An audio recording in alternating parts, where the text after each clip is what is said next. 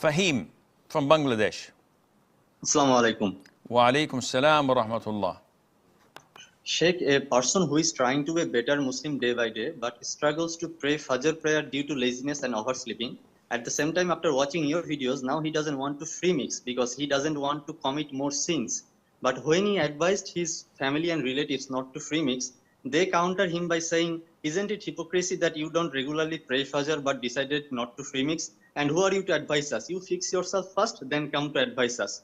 So Sheikh, that's why he cannot do dawah to them because they counter him by pointing out his weakness. So are they doing the right thing, Sheikh? First of all,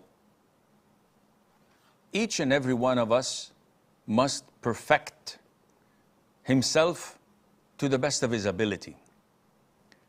However, it is not an objective he must reach before he starts to advise people. This is the way of shaitan. Satan is always telling me, oh, no, you should not advise people. You should not give fatwas.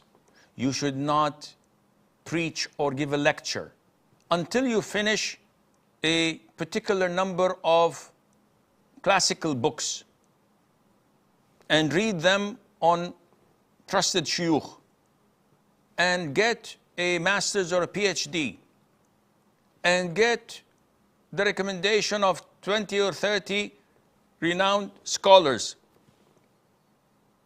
By this logic, no one would preach.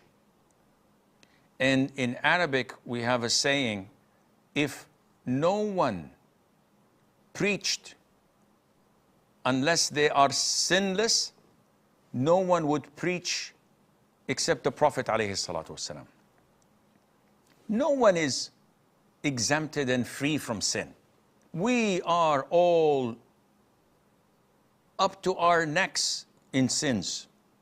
This does not mean we do not advise others. Part of our religion and commitment to Islam is to advise people even if we're sinful.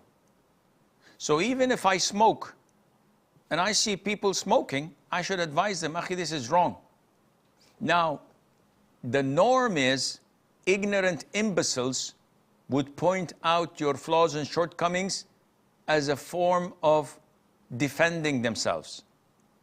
So even if you go to someone who is a professional assassin, he kills people for money, and you tell him, Akhi, fear Allah, this is one of the major sins in Islam, he would look at you and say, okay, you fear Allah first and cut your nails. You're growing your nails over 40 days and this is haram.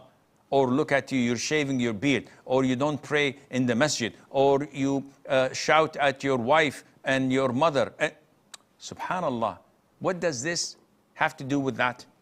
So it's their defensive mechanism or defense mechanism to highlight your flaws and shortcomings in order to hide their own flaws and shortcomings. And this is the doing of the jahilin, of the ignorant imbeciles. You've done your due diligence. You've advised them about free mixing. You should fix your own shortcoming in not attending salat for your laziness in Fajr. But this should not deter you or stop you from advising them whenever it's beneficial. When they speak like this, ignore them and totally move on. Such people are not worthy of your advice because they are advocates of the devil. They defend their evil by highlighting other people's shortcomings and flaws so that we're both in the same boat. So might as well accept my sins and I'll accept yours. And this is not the way of the Muslims, and may Allah knows, and may Allah Azza wa Jal protect us.